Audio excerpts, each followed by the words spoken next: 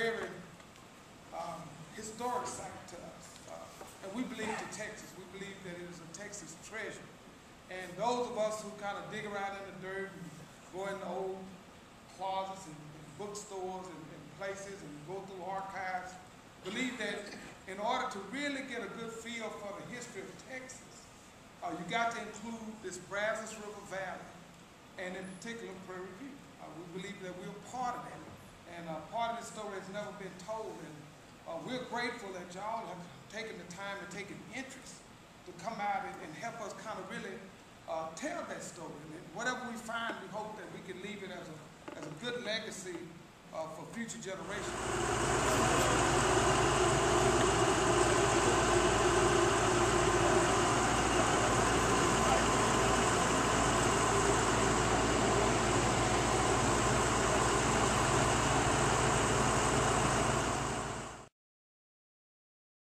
Straight ahead into the bushes up here is the main clearing where we did most of our work in 2007. We did a couple of lines out here. You'll remember the long line along the open field right here and several of the cross lines. We did out here to get a picture of the stratigraphy. I would recommend that we do that again. It will be nice to have a fourth dimension, the time dimension, to see how things change, if they change out here. And then we did most of our detailed work back in the clearing back here. And I will show you, we will probably not all go out there right now, but as we rotate through the groups, you'll get to go back there. Ground zero, and we work out from here. We have lots of headstones right here. So we are standing basically right here, okay? If we look at this map this way, north is up. This grid is sort of slightly, you know, it's probably like this. North is slightly to the left of that tree. So this grid of dense lines right here ends at that big tree and starts where we are standing. Okay. So it draws a little trapezoid right in here. Okay, this was the primary focus of our project 2 years ago, and then with the 3 MSP students who did more work. My name is Stacy Rogers. I teach at 5th grade science at Caraway Intermediate with Aldine Independent School District. We're here at Prairie View in the Wyatt Chapel Cemetery. And we have chalked some headstones and flagged some other markers and points of interest that we found. We've used a total station to get the readings for location, and we've used our GPS units to point location. I think this is a wonderful opportunity, and I'm looking forward to taking this information back to the classroom to share with my students to bring science alive to them and how they use it in the real world. I mean, we don't know if the total station guys will get to all of this. There's a disturbance. What? About right here. Oh, yeah. Marks the center of Georgia Wyatt's enclosure.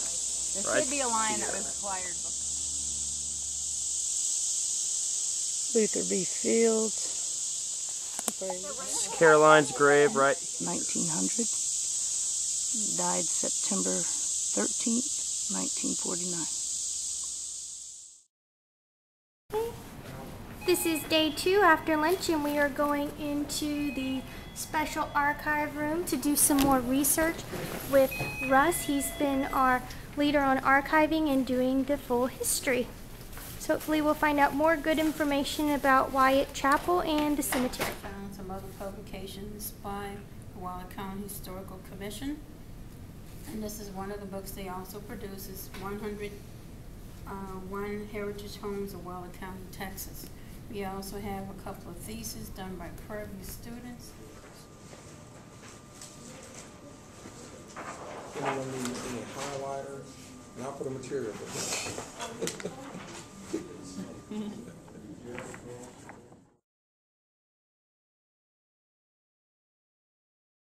Coloring all the positive values white, all the negative values black, and there's actually a gradation between the two, and it gives you this image. This is just the same sine wave repeated all across the screen. When we start walking, See how it changes because you're recording the signal from different parts of the ground. Yeah, that's very short. You'll have the distance.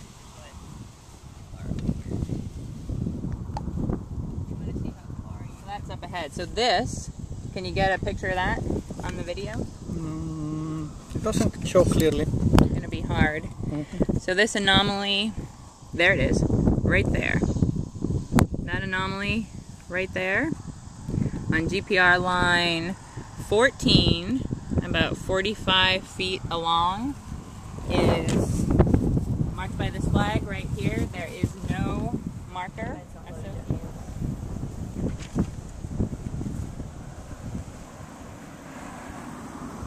I am Davin Wallace. I'm a graduate student at Rice University, and my contribution to the project was I was doing the total station elevation measurements. So at every point, whether it was a GPR seismic line or a headstone or any point of interest, we basically took an exact coordinate and referenced that to a GPS basically location, and then did the entire total station survey relative to that. So we have exact longitude, latitude, and elevation coordinates for all those locations. Family plot, whatever. I think if we always shoot to the middle of that marker, and then it's consistent, and you can always just say, you know, in the paper later, okay, look, we shot to the middle of each marker, so it's the middle location of the plot. Of course, you have to assume that the body or the casket is buried, like, you know, directly, but I mean, that's the only information we have. We're not going to shoot GPR profiles, you know, for this entire area, I don't think. No. But I don't know if everybody knows this, but Allison already found 3 unmarked burials in this modern cemetery. So you see where those orange flags are? I don't know. There's one right there. We're looking at the orange flags, which mark the unmarked burials that Allison and her team found. So we can see here that there is a lot of teamwork being displayed here as well. As Davin reads off the GPS coordinates, someone else is looking through the viewfinder to line up the laser with the other groups we were just with their piece of equipment. And then we have a recorder as well. So we have lots of teamwork going on over here as well with the TR station. So regardless of what it is, whether it's a metal point or a headstone, we are taking the survey.